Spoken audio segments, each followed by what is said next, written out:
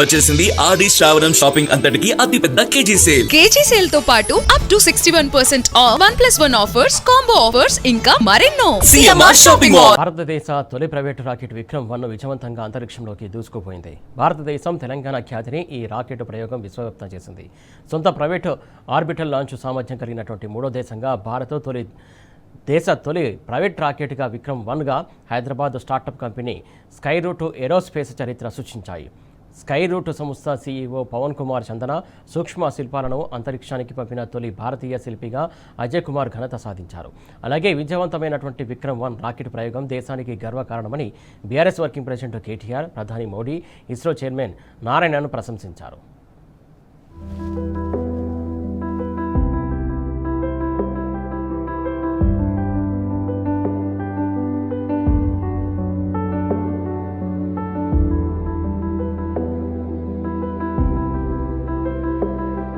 భారతదేశ అంతరిక్ష రంగంలో సరికొత్త అధ్యాయం మొదలైంది.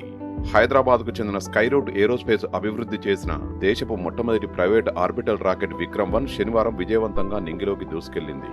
ఈ ప్రయోగానికి మిషన్ ఆగమన్ అనే పేరు పెట్టారు.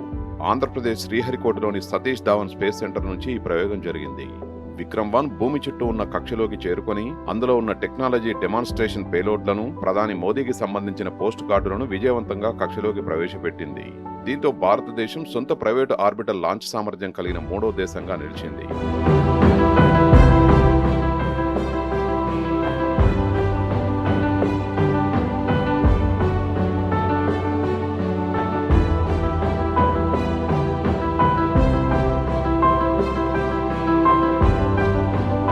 విక్రమ్ 1 4 దశలు కలిగిన రాకెట్ 3D ప్రింటెడ్ ఇంజన్లు, కార్బన్ కాంపోజిట్ నిర్మాణాలతో అత్యంత ఆధునిక సాంకేతికతతో దీన్ని రూపొందించారు.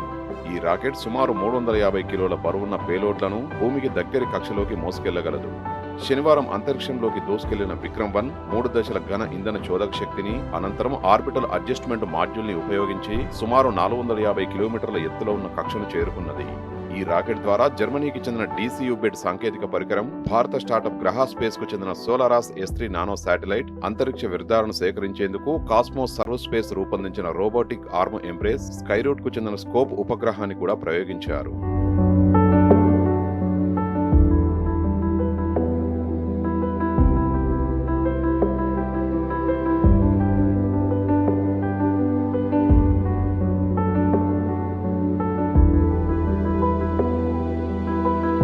విక్రమ్ 1 రాకెట్ ప్రయోగంతో ఓరుగల్లు ఖ్యాతి అంతరిక్షాన్ని చేరింది.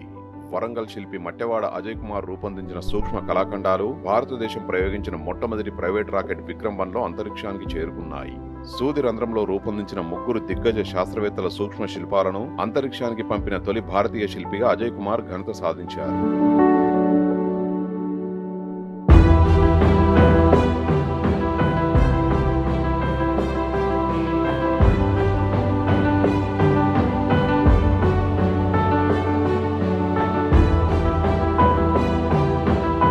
వ్యాపార దిగ్గజం ఎలాన్ మస్క్ స్థాపించిన స్పేస్ ఎక్స్, రాకెట్ ల్యాబ్ లాంటి అంతర్జాతీయ సంస్థల సరసన స్కైరూట్ ను నిలిపారు సంస్థ సీఈఓ పవన్ కుమార్.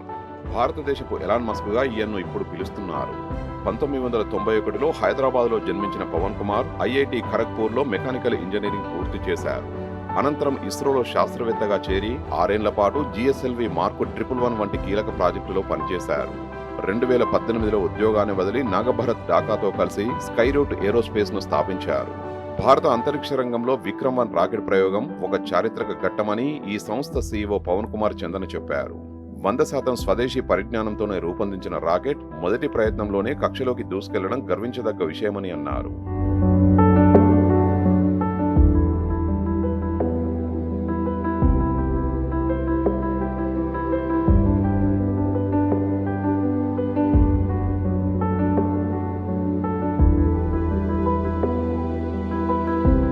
బీఆర్ఎస్ ప్రభుత్వం హయాంలో పారిశ్రామికవేత్తలను ప్రోత్సహించేందుకు హైదరాబాద్ లో ఏర్పాటు చేసిన టీ హబ్ ఈ విజయంలో భాగస్వామ్యం దక్కించుకున్నది.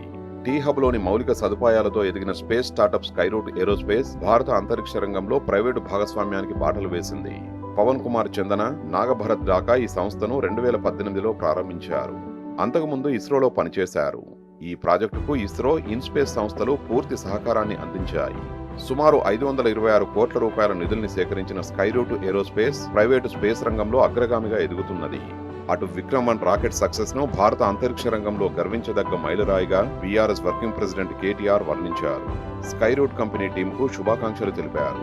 బీఆర్ఎస్ హయాంలో టీ హబ్ లో పురుడు పోసుకున్న స్కైరూట్ అనే కంపెనీ శ్రీహరికోట నుంచి ప్రైవేట్ రాకెట్ ను పంపించడం 79 ఏళ్ల స్వతంత్ర భారతంలో ఇదే తొలిసారని తెలిపారు.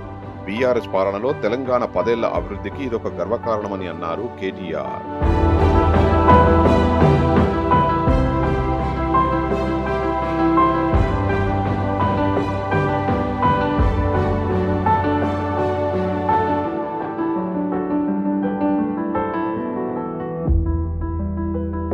విక్రమ్ 1 రాకెట్ విజయాన్ని ప్రధాని మోదీ ప్రశంసించారు. భారత అంతరిక్ష ప్రయాణంలో ఇది ఒక చరిత్రాత్మక మలుపని, దేశ యువతలోని ప్రతిభకు నిదర్శనమని కొనియాడారు. అటు ప్రస్తుత ఆర్థిక సంవత్సరంలో కనీసం 7 ప్రయోగాలు చేపట్టాలని ఇస్రో లక్ష్యంగా పెట్టుకున్నదని ఆ సంస్థ చైర్మన్ వి నారాయణన్ వెల్లడించారు. ప్రస్తుతం 2 ఉపగ్రహాలు సిద్ధంగా ఉన్నాయని, మరో 5 నుంచి 6 ఉపగ్రహాలు తుది దశలో ఉన్నాయని తెలిపారు.